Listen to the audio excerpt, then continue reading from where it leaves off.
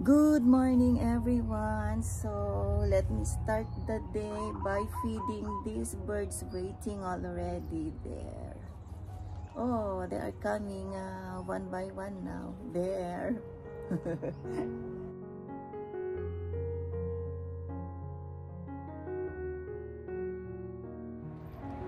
Did you miss me yesterday and the other day? Okay, next. What shall I do next? Oh, I will put my mail.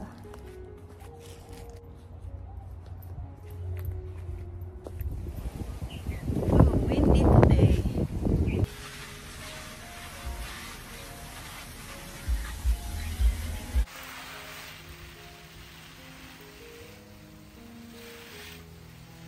Let me show my sunflowers. Look, get bud already. And this one. Ooh, flowers soon. You can see the yellow inside. Wow, they are healthy. So I have 7 sunflowers I planted in here. So soon my garden will be colorful again.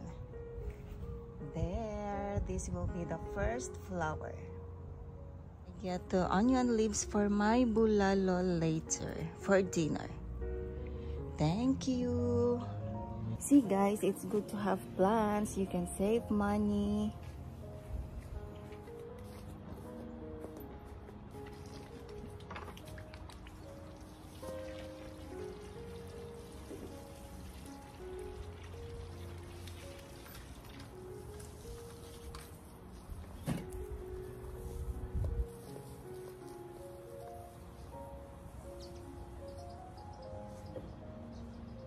Apple.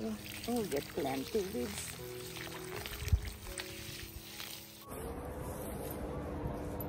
Ito ay apple guys. So, I just sprouted the seeds from the apple that we used to buy at the grocery. So, hopefully, this will be an envy apple. So, I cover this para safe muna siya for the meantime.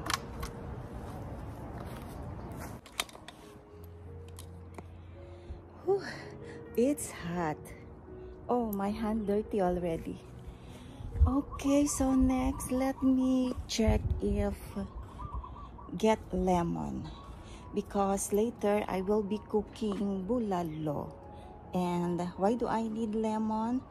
For the sausawan. There. Oh, look at this.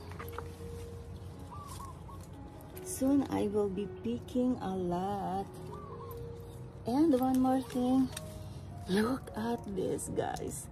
Wow.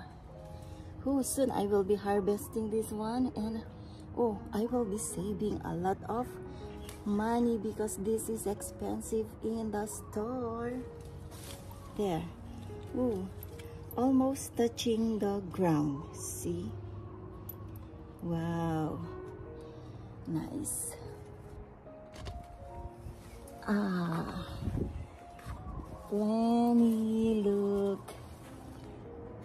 But I need to, soon I will clean, get vines again covering the lemon. Yan ang mahirap lang guys kasi dami-daming vines. I need to clean, keep up with cleaning. Okay, so I pick one small just for our dipping later. Ayan, libre. Okay, so we will go out. Just a quick errand. We will go buy lunch. So, see you later.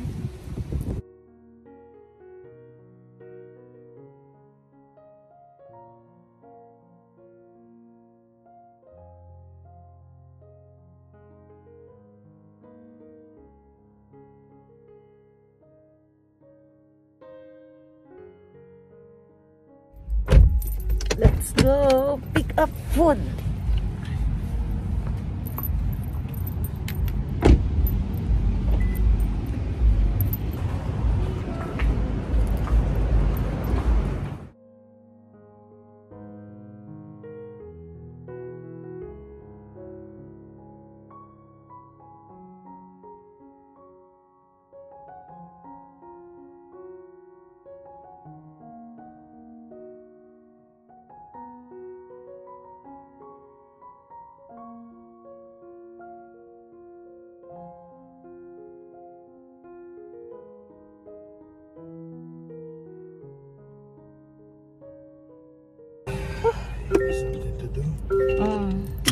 You can go around Pearl Ridge.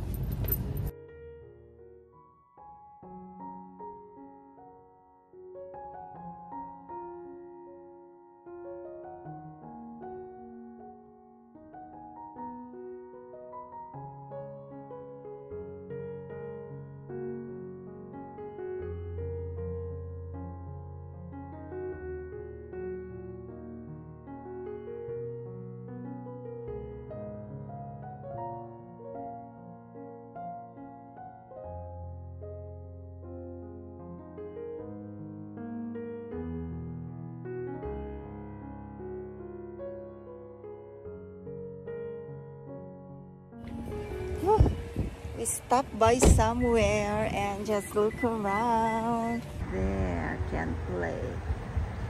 And on that side, it's a tennis court.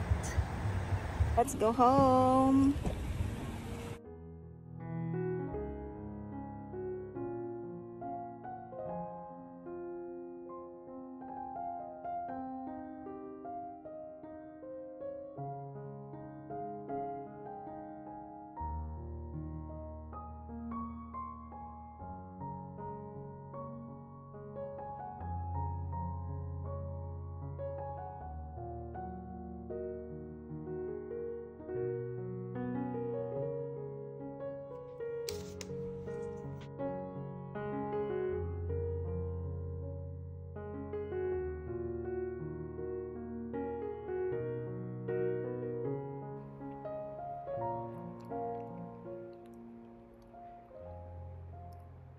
And now, time to cook dinner. So I bought beef shank, just one piece, good for 2 people.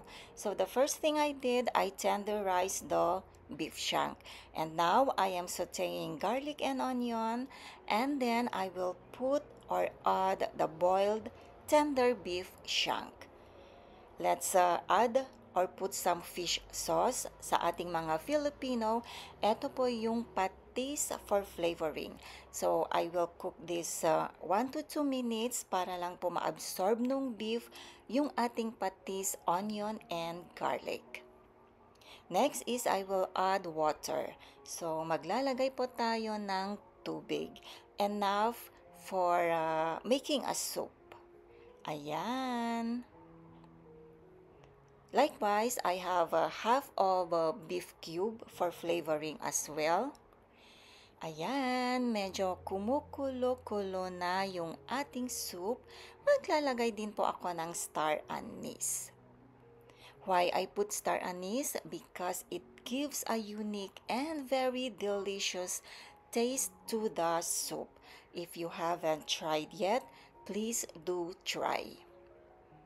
Ayan, kumukulo-kulo. So, ilalagay ko na po yung potato.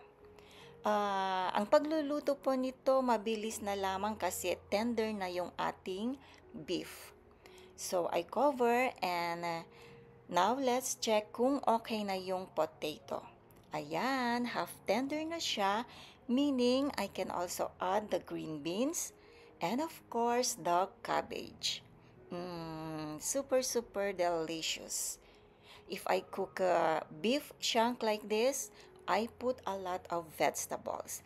Healthy din pag may time. Di po ba? And for the last touch, put the green onion leaves. So this is from our garden. At least I put something free. Ayan, malapit na siyang maluto. Of course, before serving, I need to taste. Yan ang advantage ng cook. Siyempre, mabubusog ka muna. Tingnan natin. Is it good?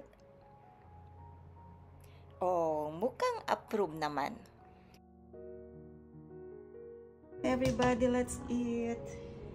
This is my beef shank soup. Ooh, look at the soup. There. Let's eat.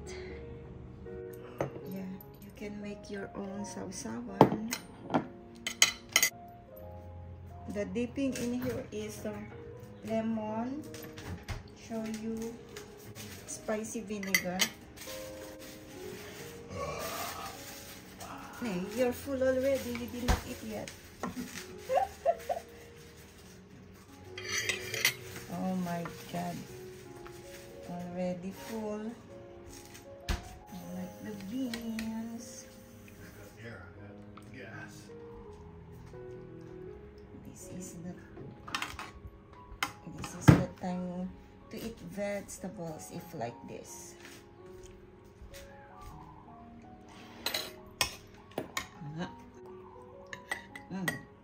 Good, the soup. The beef, oh, tender. So, sausaw. Dipping. Good. Naimas. Naimas JD Gu, ag caldo. Anything? Naimas. Naimas.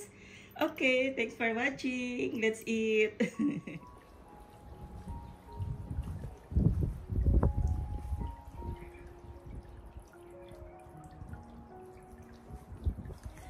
Okay guys, so I think this is all for today. See you again next time. Mahalo.